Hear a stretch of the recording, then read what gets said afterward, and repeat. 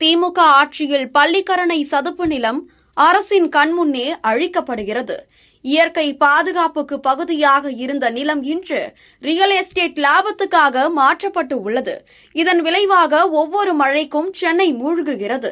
இது சாதாரண நில ஊழல் அல்ல, இது சுற்றுச்சூழல் கொலை. சென்னையின் தென்மேற்கு பகுதியில் அமைந்துள்ள பள்ளிக்கரணை சதுப்பு நிலம் இயற்கையின் உயிர் மூச்சாக இருந்த அந்த இடம் இன்று ரியல் எஸ்டேட் மாஃபியாவின் கைகளில் சிக்கியுள்ளது.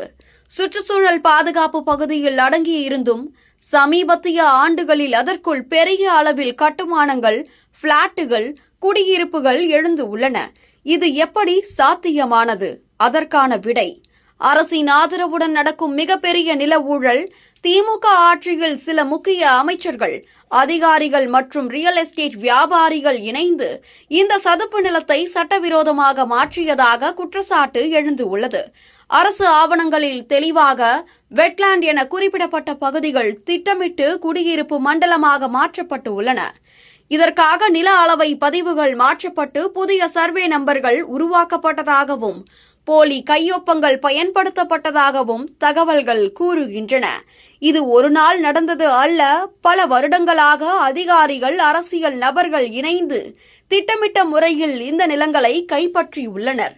முதலில் சிறிய அளவில் அனுமதி வழங்கப்பட்டது. பின்னர் அதையே அடிப்படையாக கொண்டு பெரிய பிளாட் திட்டங்கள், வணிக கட்டிடங்கள் உருவாகின. இதன் மூலம் கோடிக்கணக்கான அரசு நிலங்கள் சிலரின் தனி சொத்துகளாக மாறிவிட்டன. நிலத்தின் மதிப்பு, சாலைகள், பாசன பாதைகள் ஆகியவை அரசின் பதிவுகளில் இருந்து மெல்ல அழிக்கப்பட்டன. அதிலும் அதிர்ச்சி என்னவென்றால், சுற்றுச்சூழல் துறையும் மாநகர வளர்ச்சி துறையும் இதை தடுத்து நிறுத்தாமல் மௌனமாக இருந்தது. சமூக ஆர்வலர்கள் பலமுறை புகார் அளித்தும் அவை பரிசீலனையில் உள்ளது என்ற பெயரில் தள்ளி வைக்கப்பட்டு உள்ளன. சில இடங்களில் சட்டவிரோத கட்டிடங்களுக்கு பின்னர் அனுமதி வழங்கும் முயற்சிகளும் நடந்து உள்ளன. இதனால் சதுப்பு நிலத்தின் இயற்கை வடிவமே அழிந்து மழைநீர் சேமிப்பு பகுதிகள் மறைந்து உள்ளன. இப்போது மழை பெய்யும் ஒவ்வொரு ஆண்டும் பள்ளிக்கரணை பகுதியில் வெள்ளம் பெருகுவது இதன் விளைவு. ஆனால் இதற்கு பொறுப்பேற்க யாரும் முன்வரவில்லை.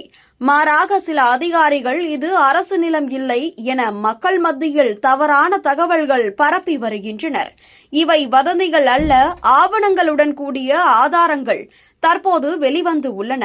சதுப்பு நிலம் குடியிருப்பு நிலமாக மாற்றப்பட்ட சிட்டா காப்பிகள், அனுமதி கடிதங்கள், நில அளவை பதிவுகள் அனைத்தும் பொதுமக்கள் பார்வைக்கு வந்து உள்ளன. இவை தற்போதைய ஆட்சியிலேயே நடந்த மிகப்பெரிய நில ஊழலின் உறுதியான சாட்சிகள் என கூறப்படுகின்றன.